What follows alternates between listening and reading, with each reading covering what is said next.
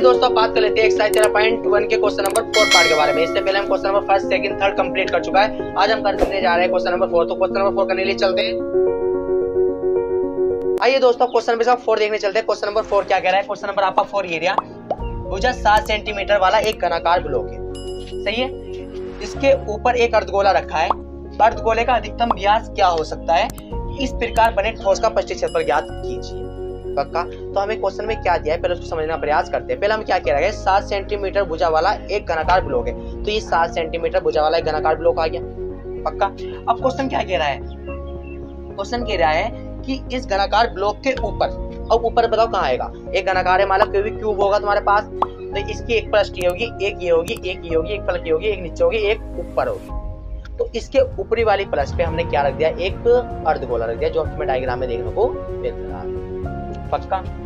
अब कह रहा है अर्धगोले का व्यास क्या हो सकता है, ये तुम्हें बताना है। तो सिंपल सी बात मेरी समझो कि जो घनाकार ब्लॉक है, तो घनाकार ब्लॉक की क्या दे रखी है? तुम्हें भुजा दे रखी है 7 सेंटीमीटर, और हमें ये भी पता है कि घनाकार ब्लॉक की सेरी भुजा कितनी होती है? 7 सेंटीमीटर। तो सेरी भुजा 7 सेंटीमीटर होगी।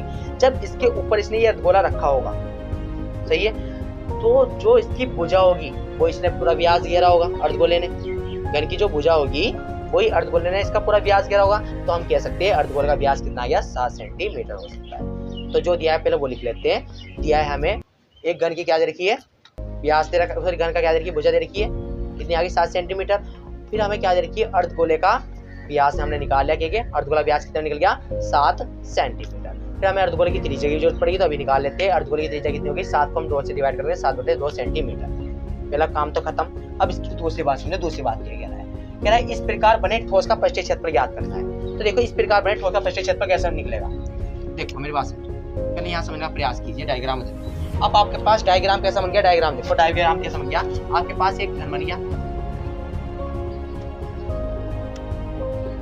ये आपके पास क्या आ गया? ऐसा घन। इसकी भुजा कितनी है? 7 सेंटीमीटर, 7 सेंटीमीटर सबकी भुजा। अब इस घनाकार की पृष्ठ पे ऊपर क्या रख दिया हमने? इस तरीके का अर्धगोला रख दिया बाबू। ये पूरा व्यास घेर के क्या रखा है? अर्धगोला रखा है। इस तरीके का हमने क्या कर दिया? इसमें अर्धगोला रख दिया। अब गौर से देखो कि इसका पृष्ठीय क्षेत्रफल कैसे निकलेगा। तो देखो मैं इस ठोस का पृष्ठीय क्षेत्रफल कैसे निकलेगा, देखो मैं कैसे करूँ, कैसे करते हैं। देखो ठोस का पृष्ठीय क्षेत्रफल तो निकालना है तुम्हें। तो तुम्हें कुछ नहीं करना, तुम एक काम करो, इस पूरे घन आपका पूरे घन का क्या घना बना है, पूरे घन का क्या करो? संपूर्ण पृष्ठीय क्षेत्रफल निकाल लो, कोई दिक्कत तो नहीं है। हम क्या करेंगे? इस घन का संपूर्ण पृष्ठीय क्षेत्रफल निकाल लेंगे, सही है, प्लस कोई दिक्कत तो नहीं है। फिर हम क्या करेंगे? हम जो ये पूरा पर अर्धगोला रखा है, इस पूरे अर्धगोले का क्या निकाल लेंगे? वक्र पृष्ठीय क्षेत्रफल निकालेगा। कोई इंसान से पेंट करने को पूछे, भाई पेंट कर क्या, तो वो यहाँ पेंट करेगा, यहाँ पेंट करेगा, ऊपर पेंट कर देगा, ऐसे, सही है। तो यानी कि जो अर्धगोले का वक्र पृष्ठीय क्षेत्रफल है वो भी काम में आएगा। तो हम क्या निकाल सकते हैं? अर्धगोले का वक्र पृष्ठीय क्षेत्रफल। पक्का? अब गौर से देखो, अब हमें क्या करना पड़ेगा? अब हमने क्या निकालना है? जो एक घन है, इस घन का हमने संपूर्ण पृष्ठीय क्षेत्रफल निकाल रखा है, अगर तुम्हें ध्यान दो तो, ठीक है।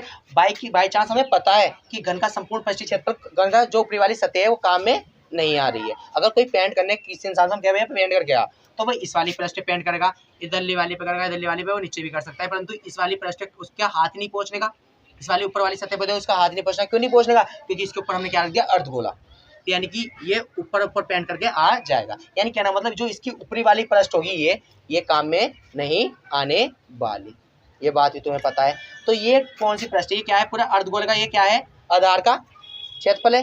तो मैं क्या निकाल लूंगा? जो अर्धगोला है, इस पूरा अर्धगोले ने जो स्थान नीचे वाला घेर रखा है, वो जो अर्धगोले ने पूरा स्थान वो घेर रखा है, मैं उसका क्षेत्रफल निकाल के क्या कर दूंगा? इसमें से पूरा क्या कर दूंगा? माइनस कर दूंगा। तो मुझे इस ठोस का पृष्ठीय क्षेत्रफल मिल जाएगा। यानी माइनस इसका अर्धगोले के आधार का क्षेत्रफल, अर्धगोले के आधार का क्षेत्रफल।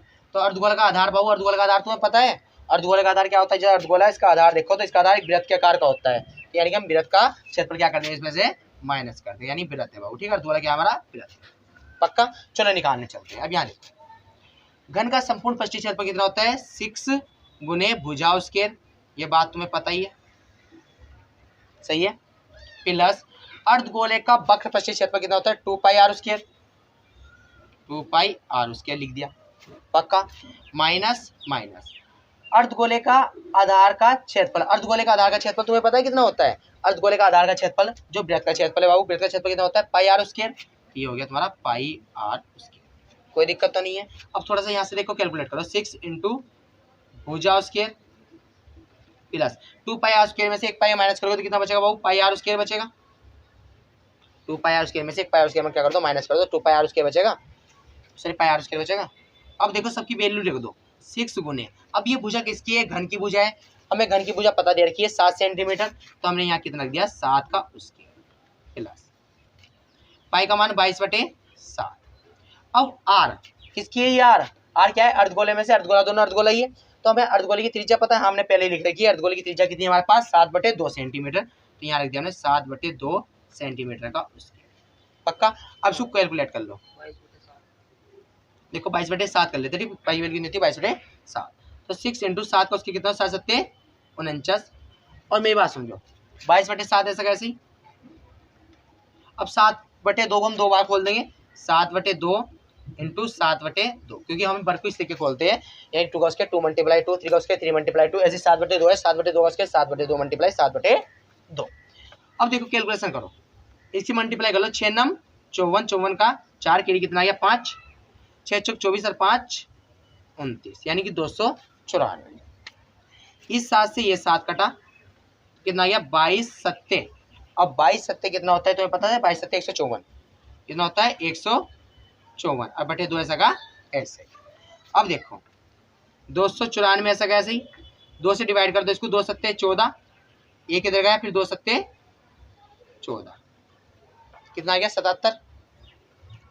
अब देखो, अब सॉरी बाबू यहाँ से देखो, यहाँ से 2 दूनी 4 बच रहा था, कितना बच रहा था 2 दूनी 4, थोड़ी मिस्टेक हो गई थी, यहाँ देखो 2 दूनी 4, अब 4 से डिवाइड करना पड़ेगा, देखो 154 को 4 से डिवाइड करते हैं, 4 या 12, कितना बचा 3, ऊपर से 4 ताल लिया, 4 8 32, बचे कितने बाबू यहाँ से 2, 0 ताला 4 5 20, तो कितना आ गया बाबू 38.5।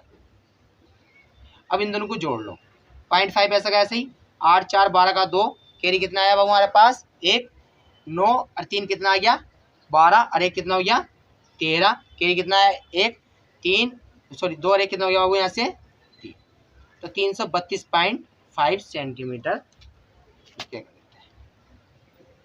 हमारा आंसर आ चुका है। अब इसका क्वेश्चन नंबर आप 5वां देखते हैं, क्वेश्चन नंबर 5वां तुम्हें पता है, क्वेश्चन नंबर 5वां इसके तरीके है, वो तुम्हें खुद करना है, फिर हम इसका क्वेश्चन नंबर 6 देखने चलते